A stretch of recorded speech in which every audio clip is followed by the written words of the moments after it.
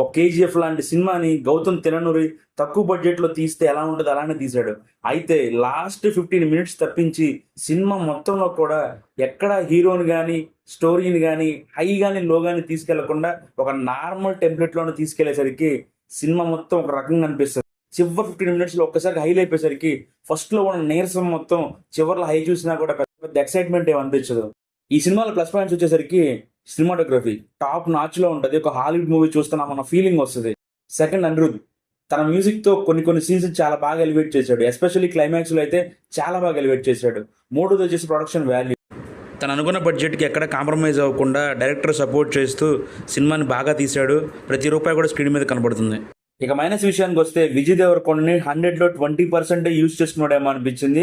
ఇక సెకండ్ వచ్చేసరికి ఒక స్ట్రాంగ్ స్టోరీ ఉన్నప్పటికీ ఎలివేట్ చేసుకోవటంలోను స్క్రీన్ ప్లేలోను చాలా స్ట్రాంగ్ గా చూపించడంలో తను ఫెయిల్ అయ్యాడు అనిపించింది.